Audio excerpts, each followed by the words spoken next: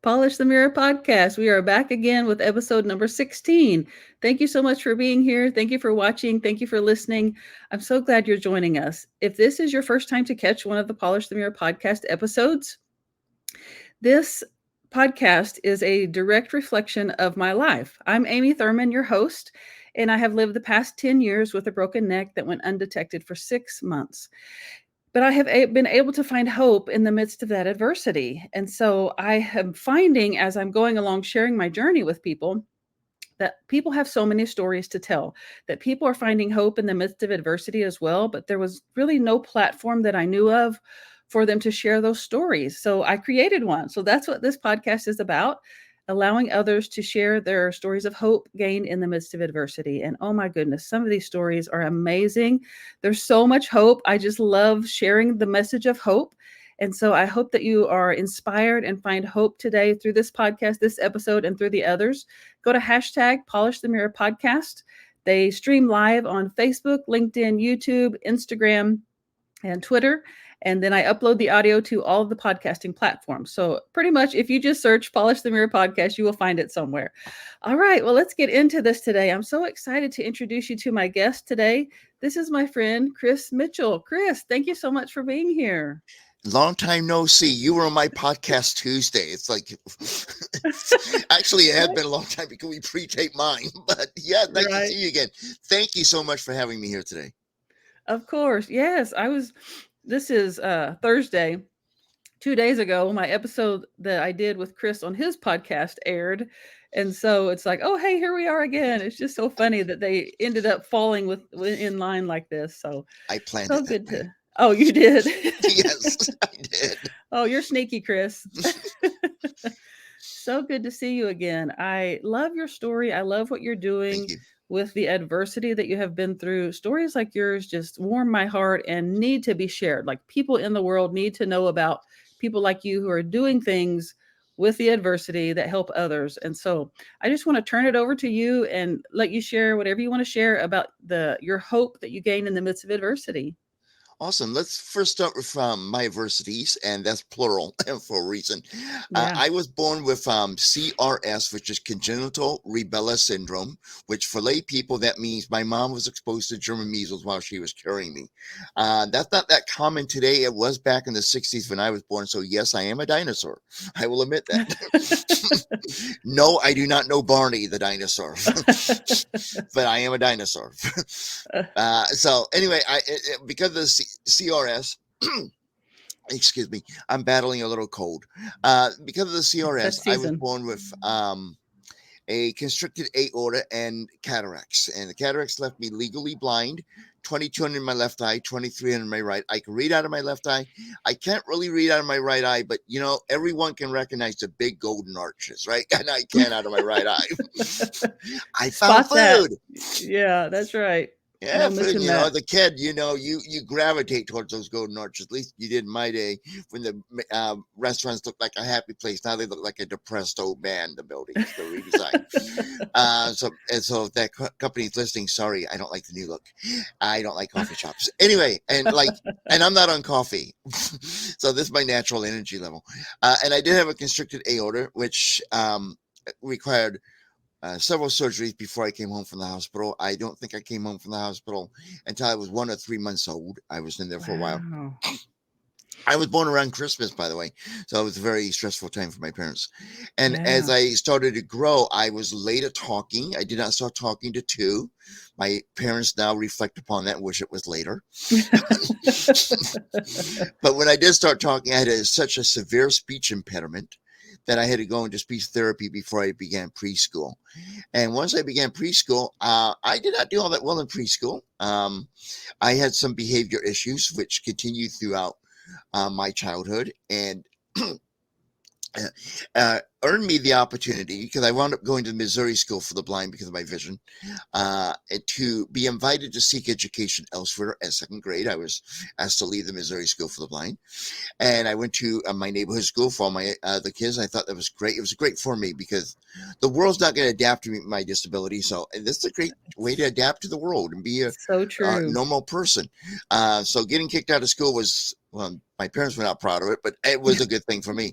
But Yeah. unfortunately, in ninth grade, I was again asked to seek education somewhere else. I came to school in a really bad attitude in the morning, kicking lockers, ripping posters off the wall, throwing a binder Mm. across the room into the garbage can. My teacher would not have anything of it. He told me to go to the office. I told him no, because I knew I would get Saturday morning detention. If I got Saturday morning detention, it's September. Not too many nice days left in St. Louis. That's where I grew up. My mom would ground me, and I wanted to hang out with my peeps, my friends in the afternoon. So I refused to go.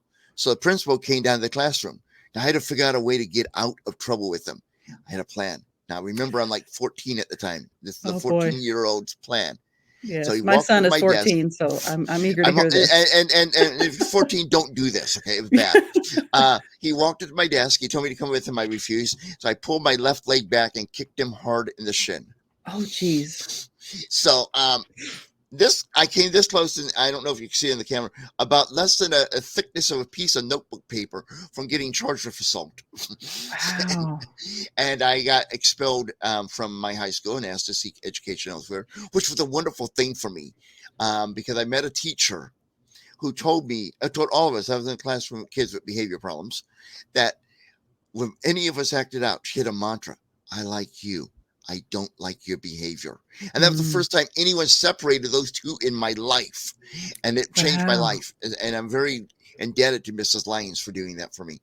And I did earn the opportunity and the privilege to return to the same high school that expelled me and graduate on time with my class. So that was super. Wow. But Oh, I've that's also been great. invited to seek education elsewhere twice in two different colleges. So this You have boils quite down the to, record, Chris. yes, I have. You know, a little funny side story here. I volunteered in the Lunch Buddy program, which is you get to be a mentor for a kid in school. It was a great program. It was through Big Brothers Big Sisters up here in Joplin. I say up here because I know you're in Oklahoma. Right. And we were at lunch, and we do this every week and all. And this guy walked by, and my stomach got a real knot in it, a big knot. And I asked the kid I was working with, who is that guy? And he said, oh, that's the school principal. So I still have phobia. I can still identify a school principal. Wow. Oh my Just by word. them You walking by, I went, oh my gosh, that's the principal. run and so, hide. so the reason I told you all of that fun stuff about me, which was not fun at the time, is I was, after my second time being asked to leave a college, I was diagnosed with ADHD. Mhm. So I have attention deficit hyperactivity disorder. So at that time, I was in my 30s. I was this close. I mean, I was really close to finally graduating from college after many, many years. And Yeah. I got expelled from it. But the real funny part is I later got hired by that college to teach a course. So, Oh, that is so funny. so yeah, so that worked out for me. Yeah. And all. And, and then after that expulsion, I was dating at the time, and my girlfriend stayed by me. She helped fight to get me my ADHD diagnosis. I had to go into the hospital for surgery, and for my constricted aorta, they done surgeries when I was born, when I was in first grade, third grade, and I'd outgrown those, so they had to do an ascending to descending aortic bypass to bypass the constricted aorta for better blood flow in my body. During that operation, sometime between the time I climbed under the table and woke up in the CVICU, I survived an ischemic stroke to my spinal cord. Oh my Now, if you're gosh. wondering what that is, for lay people, it's a stroke because it presents and looks a lot like a stroke. Medically, it's technically an incomplete spinal cord injury. So I lost the ability to run, walk, or Mm. even stand. And how I found out about it was one of the worst ways you could find out. They got me up after my surgery. They got me off the vent, which I hate the vent. I never want to be in a vent again. Like that Yeah. being known, having a tube down your throat, not being able to talk was horrible. Gosh. And I like talking. Anyway, so they wanted me to get up and stand and take a couple steps to prevent pneumonia, which is good. You don't want to have pneumonia after surgery. It's high risk of that. Exactly. So they Yeah. had me get up, stand up, and when I stood up, I instantly fell to my knees on the hard linoleum floor. Wow. And we thought, well, he's just kind of weak, tired. So they got me back up in the gurney, and they tried a few hours later. And this time I said, you know what? I'm a little bit worried about falling. Can you let me hold on to something just in case? So they brought over this IV pole that had 3 wheels at the bottom. I thought, that's not going to help. For something that does not move. But I was Right. in no mood to argue with the nurse. So I tried getting up. This time I went down even harder and faster. Then the nurses Jeez. scurried back to the nurse's station because they knew something was wrong. And a Yeah. few days later, we did an MRI and found out I had an incomplete spinal cord injury in the thoracic part of my spine. Oh my I spent goodness. I spent about 2 weeks in the hospital, and then I was given a choice. I can either go home or go to rehab hospital. And I wanted to go home and just go to sleep and wake up and this whole entire nightmare be over. But I made the Yeah. wise decision to go to a rehabilitation hospital because I knew that was going to give me the best chance for the fullest possible recovery. Now, and now there's a lot more to the story. I'm not going to go into all of it right now, but I did write a book about it called "It Doesn't Define Me," and it's available on Amazon, so you can read the full story of how I I love survived that. that and how I fought to rebuild my life and all. And one of the things that happened in the rehab is I was scared to death. I would never be able to go back home. I was engaged at the time. And I thought, this is not Mm. the happily ever after my wife would like to have. Well, my at that time fiance, spoiler alert, we did get married. Um, that every girl dreams of. This is not the happily ever after Yeah. that we had planned or she wanted. I mean, this is. I mean, I was 10 months away from my wedding, and this happened, and I went, this is not good. And there were many nights I was scared I would never be able to go back home, but I worked Mm. hard. I fought through it. I had a lot of wonderful support from my at that time fiance. She was there every morning around 7:30 in the morning to help me get dressed until Oh, visiting hours at 8 o'clock were done, and she went home. And she did that every single day for 3 weeks. wow. And she went to all my therapies with me and encouraged me through the whole thing. She's a wonderful person. It has to be to put What up with all the energy that I have. what a gift. Oh my gosh, what a Yes. gift she is. So now to your question, what gave me hope? Well, one is my faith. I'm a person of faith. I don't know. It does not show it well in this camera here, the lighting in here, but on my wall, which I call my success wall, because we'll talk about this a little bit later. I am a confidence life coach. I have up there a plaque that has my favorite scripture up there, which is Philippians 4:13. I can do all things through Him who strengthens me, and that did give me hope and the gift that He had given me to be determined all through my life, every challenge, being expelled from schools, having losing jobs, everything I've been through, that built me to be a much stronger person than I could be on my own. He put me through all of that for this challenge, my physical challenge, which is probably the second biggest challenge or the second biggest obstacle that I've ever faced in my life. And I make a long story short. Today, because of my determination and my faith, I went through the rehab hospital, went home, went to outpatient therapy for 6 months. And then my insurance company said, "You're not progressing enough. We're not going to pay anymore." So, Yeah. interpretation, we don't believe in you anymore. I said, I believe Mhm. in myself. It took me a few years. I taught Right, myself how to yes. walk again. Wow. 7 years after the injury, 6.5 years after my last outpatient rehab, we were at a Target, and they had those cool scooters inside Target, and I wanted to ride Yes. one of those. And I thought, there's no point in my wife getting my wheelchair out of the car, wheeling me in. I get in the scooter, she takes the wheelchair back, and we do the reverse to leave the store. So we parked at Target, and I told my wife, her name's Kim, go get that red shopping cart. So she brought it over to me, and that was the first time I took a step without on my own since the injury by pushing it. Wow. It was not pretty. It was very hard and frightening. Yeah. 'Cause I thought it was going to fall. But that's Yeah. how I started teaching myself how to walk again. I don't walk independently. I have a rollator. That's a walker with 4 wheels and Mhm. to get around. But I did that because I had the determination. God gave me the courage to do that, and that's where my strength comes from to accomplish all that I can do in my life. And I'm very grateful for that. That's where I have the strength Yeah. to do what I'm able to do in my life, despite all these obstacles that have been thrown at me in my life. That's oh my gosh. I told you all that are listening and watching that Chris's story is fascinating, right? Like you have been through so much, Chris, and people tell me the same thing, like, especially after they read my book and it goes into detail what I've actually been through. That like, how did you survive all of this? And I heard you talking about, and in my own story too, there's a lot of resilience that's involved. Like, you have to have that resilience. And my friend Blair Kaplan Venables calls it the resilience muscle, that the more we use it, the bigger it gets, and we can use it more. But what I've recently found out, I've been doing some research for an exciting project I'm working on, that hope is actually a greater measure of success than resilience. And so I heard you talking about throughout your whole story that there was a measure of hope there. Would you say that's true? I would say that's true, yes, and resilience and all, and the key to all of that has been the self confidence that through my faith and work that I've done has given me the hope and the courage and the stubbornness. And I was a stubborn kid. My parents hated it, but I Me think it was one of too. the blessings in me to get through all the stuff I've had to face in my life, Yes. and that comes from having confidence in who I am and my abilities. That it's so true, Chris. You and I have so much in common because I was oh my gosh, such a hard headed kid. My mom used to tell me all the time I was hard headed, and I did hard headed things. I was, but it turned into determination. I refused to give up. I refused to allow something to beat me.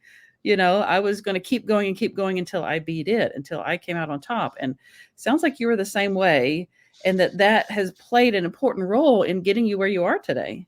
Oh yes, yes. Being that stubborn and bullheaded has helped because I ran into a lot of walls in my life between my ADHD, which is a makes me part of the neurodivergent community because most people are neurotypical. Yes. Neurodivergent people have a different way of seeing the world and thinking and interpreting it, and and so the being neurodivergent has given me a lot of challenges, but having that determination to overcome them and the stubbornness has done that, has helped me because back in my day, about my ADHD and my behavior issues, I go to the principal's office. That's what they said. Mhm. Yes. My wife has a nurse practitioner, and her kid, 6 years old, has ADHD, and now he's a 6 years old. He's in like kindergarten, first grade, and when he has that energy he cannot get rid of, they the teacher puts some tape behind his desk. He has a box he can move around in freely, but he has to stay in that box. Instead of sending them to the principal's office, I'm noticing in education they're doing more to help kids who have ADHD and other neurodiverse issues, and that is wonderful. But my time, it wasn't that supportive or even understood, and I'm just glad that I had the determination to fight through everything and not let anything, what I say in my business name, define me. I don't let any outside force define who I am or who I can be. I define me, and that's what I encourage people to do. Define yourself. Don't let anyone else tell you who you can be or what you can or cannot do. I love that so much. It's my 14-year-old son also has ADHD and mild autism. And so Mhm. it's true that your brain just works differently. And we have been really working along with his therapist to help him see that that's a gift, It that it's is. not something to be ashamed of. And so he will boldly say now, I have ADHD and autism, like he's proud of it because it Yeah, truly is a gift. it is. And you're right, the schools are doing more to be able to Mhm. work with those type of people instead of just send them to the principal's office. Now, I'm a little hesitant to say this because it's not official yet, but I will. I've been talking a little bit about it on social media. I am going to be screened because my primary care physician suspects this, and I have too for a while. I'm going to be in the process of being screened to see if I'm also on the autism spectrum at the end of May. So that's something that we are highly suspicious of, and we are working to find out for sure by an official diagnosis. I know in the autism community, it is acceptable for adults to self-diagnose because it's so hard to find somebody who can properly diagnose an adult with autism. But I'm trying to do the path to get the official diagnosis because one thing I've always said, and now I may have to eat my words, I don't recommend people self-diagnose themselves, but I may have to change that opinion of things. But yeah, because they suspect that I'm also on the spectrum. But yeah, it's a gift because we get to see a world in a different way than anyone else. And I think the most creative people are neurodivergent people because we don't think inside the box. We push out the box, we make it a big circle, and we see everything Exactly. and all. And one of the things that I have that Uh, I, my counselor suspects may gives them reason to suspect I may be in spectrum. I see things literally, and I learned how to mask, which is a term in the autism community, um, Mhm. because I have so much energy from my ADHD. And I will make it into a joke when I'm being literal, just in case if I'm wrong, then I don't feel like people think he's an idiot. Now, this sounds like a Yeah. joke to people, but in reality, I really do things, see things, and take things very literally all the time. And I'm great at being sarcastic. I'm great at catching sarcasm on TV. My wife says, you don't get sarcasm when people are sarcastic to you. And I do Oh, not. yeah. It drives me up the That wall. that's definitely one of the symptoms, I guess you would call it, but how exciting that you get to go I, through that evaluation. I don't I like the word symptoms, Okay, because what to do you me use? that to me can be a negative connotation, like it's an illness, and it's not. I Right, like right. characteristics or traits. Ooh, I like that. I'm gonna start using that. I Yeah, like that. that may help your son too. You never know. Yeah, yeah, Yeah, and it's exciting that you get to go through that assessment because as a person who has gone through many, many tests and things, once you find out, like, once you know, "Okay, this is what it is, this is the diagnosis," it's like you're celebrating, "Okay, relief. great, now we Mhm. know how to deal with it, now we know how to move forward with it," and so Yeah. I'm excited for you. Well, thank you. Yeah, but I've been. I have a great nephew who's autistic, and he spent some time with us. And looked at him and thought, I used to do that, and that Yeah, triggered it in me. And back in the '70s, when I was a kid, to get diagnosed with autism, you had to be more on the I don't like negative terms, but more low functioning, yeah, and maybe almost nonverbal. It has to be borderline institutionalized. And now we're right. realizing the spectrum. This is my interpretation. I'm not a doctor. I'm not a PhD. Now the spectrum is much wider, and we have a better understanding of it. And a lot of us who are my age or even younger were missed being diagnosed because they did not know at the time. That's my theory. I'm sticking to it. It's so true. I totally agree because there are so many well, that's why it's called a spectrum because Yeah. there's so many different, pieces of it, that you Hmm. could fall upon, that could fall in there. So, so, so true. I would love for you to share with everyone. You have shared this amazing thing that you all of the stuff that you have been through, that Hmm. you did not give up, that you kept going, but not only that, you have taken it and you have used it as a way to help others. So Yes, please I tell have. us a little bit about what you do. Okay, awesome. Yes, thank you. Again, my apologies. I caught a cold or something. So No, I'm no battling that. worries. That's Um, life, right? That's part of yeah, it life. is. So, like I said, I went through that horrible experience of becoming a what you would call a paraplegic from the incomplete spinal cord injury, and I wrote a book about that, and I've done some speaking on that topic. But the thing, and I said earlier in the podcast, the show, that was the second most challenging thing I've had to face in my life. You think, Right. what could be worse than that? Well, I'll tell you what, that's been worse than that. My potential undiagnosed autism I lived with all my life, not Mm, knowing it, not understanding it. When I started looking at my life through the lens of assuming I am autistic and looking through the lens, everything in my life started making sense to me. And yes. and it's been a wonderful thing. But one of the things I realized in my life, I'm 58. We talked about that before we went on the air. Everyone gets to a point in life, some people younger, some older, and look back upon their life and say, what have I done? You know, when we get out of high school, we have these dreams, and we look back and think, how did I reach those dreams? Especially when you go to high school reunion or you hear about one coming up. And I realized I'd met some of them, not all of them. The ones that I met in my life, I met because of my level of self confidence. The ones I did not meet in my life, I did not meet because of my level of self confidence. And I So true. discovered that Yeah. success starts with self confidence. Mm, I know people tell you to create vision boards, goals, all this stuff, and those are important things to do. But unless you believe in who you are, you're not going to reach your fullest potential. And it took me yes. many, many years to learn that. And my mission is to help younger people, anybody particularly, but younger people discover that a lot earlier than I did in my life.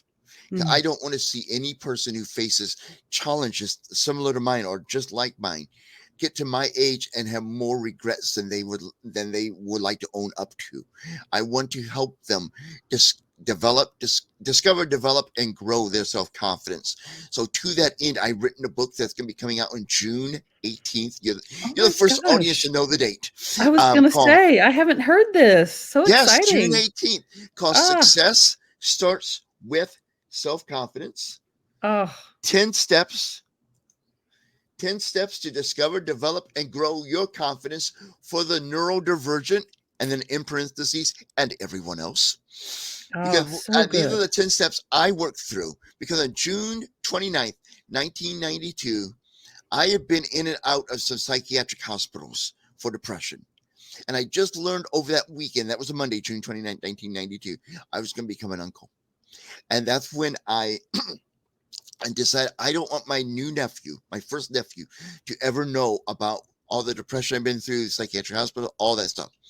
So I decided I'm going to do something about it. And that's the day I Mm, started my journey to discover, develop, and grow my self confidence. And from all the work I've done on me for the last 34 years, the studying I've done doing, it is in this book to help anyone who struggles with self confidence discover, develop, and grow their self confidence. It's written from a neurodivergent point of view, all the behavior issues and troubles that from ADHD and may have been also contributed to autism are in there, but everyone can relate to that. We all have things that we done in our life.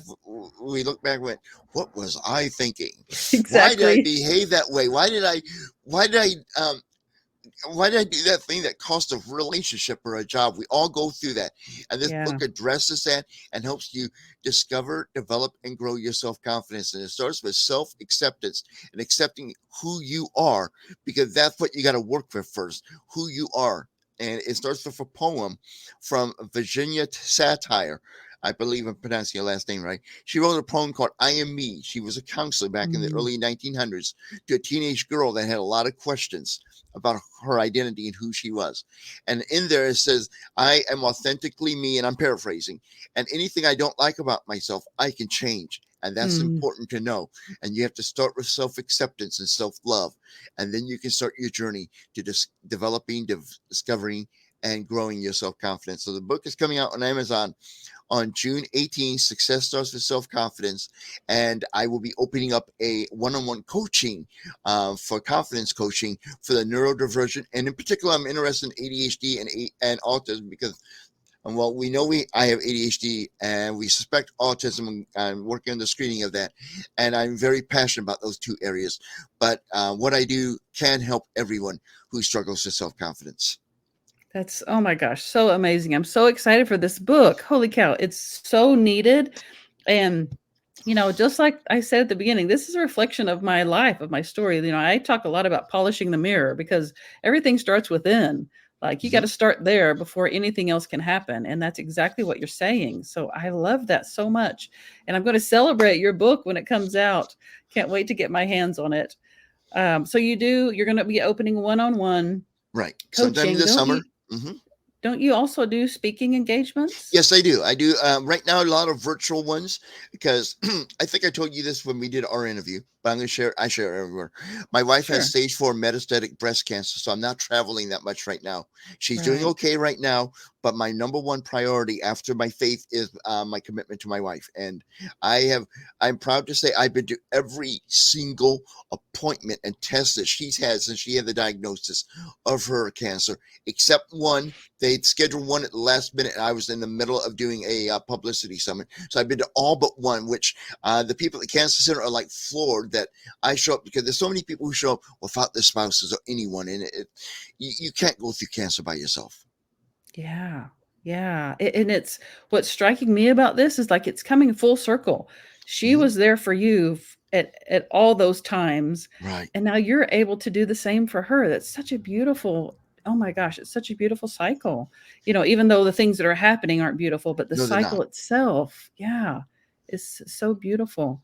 So I want to put your website up here. Okay. It's defineyourself.us. Right. And I do want to mention, you'll see it on the screen for those of you who are watching. For those who are listening, notice how I have it here. The letter of every word, the the first letter of every word is capitalized. That's what I know to be called camel case.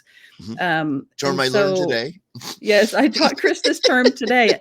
I I was can't be asking taught. him about this before we came on because I've heard this, that people with visual, what did I Impairments. say? Impairments. Thank you. Yeah, That word keeps escaping that's all me. right. People with visual impairments, that it's important for you to use this camel case in your hashtags and in your websites. And tell them why, Chris. Because when somebody who is visually impaired uses a speech reader, it makes it more understandable for the person who has a speech reader to understand. It says define yourself instead of define yourself. So Yeah. it makes more sense when they're hearing it audioly in their ears. Audioly may not be a word, but I'm going to use it and I'm sticking by It's it. okay. Good. Audibly. Yeah, that's good. So yes, if it's like when you see a hashtag, this happens to me. Like when someone puts a hashtag and all of the letters are lowercase, it takes me a minute. I'm like having to separate Yeah, what does it really say. But with a speech reader, it reads what it sees. So it right. can't distinguish between the words. It's just Words, this right. jumble of words. And so if you will do the camel case, then the speech reader can pick out the different words and say Words. them correctly. Right. And it So, helps people who are visual. Like if you had hashtag nobody cares about your hashtag, and all lowercase, you're like, all right, where is each word? And then it slows you down and like, this is too hard. I'm moving on. So no, it helps even people with vision if you would capitalize the first letter of each word in your yeah, hashtags. Now, some platforms, even if you type that in, put everything in lowercase, and you can't do anything about that, but at least try. right.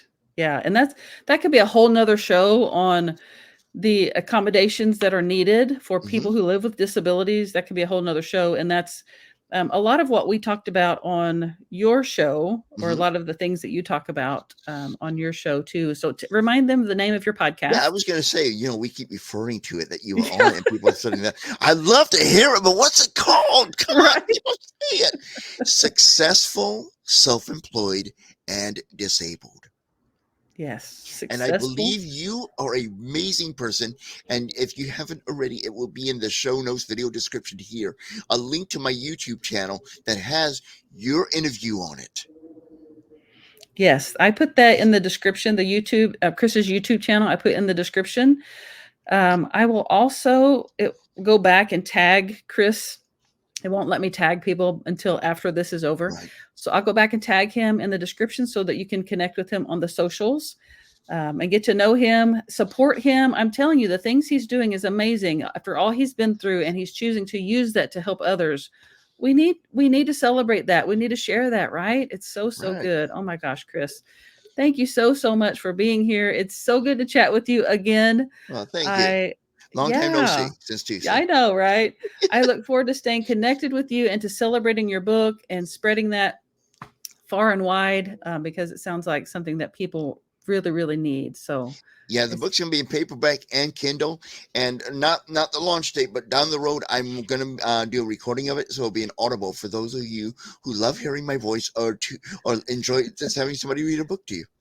yes. I'm also working on an Audible version of my book. And have you ever done one, Chris? An Audible No, I am version? not. So I'm learning as I do. So I used to do It's radio, which probably does not surprise anybody. So it's not gonna be all that hard to do. I got the Audacity software on my computer, and I'll just record the Yes. audio files, then figure out how to upload them, and I'll cross that bridge when I get to it. Yes. The issue that I'm having is Hmm. I can read it just fine. No, I can't. I can't read it just fine. I'm lying. I can I can read the words just Hmm. fine, but the emotions that surface as I'm reading it, I cannot read it without there are certain sections I can't read without crying. And so I'm really having to work through being able to speak them clearly enough that Hmm. Audible will accept it. Oh, So, okay. Yeah. yeah. So there are challenges that you don't really even think about, but that's one I of them that I'm love having. So audiobooks that are read by the author because they I put do in the too. emotions. And most do. Now, there's one author, I'm not going to mention her name. Okay. Not because that would be rude. Yeah. Who wrote a book, and it's kind of like a biography. And she talks about the first time she met the man she was in love with and wound up marrying. And he came in the office and he looked at me and I looked at him.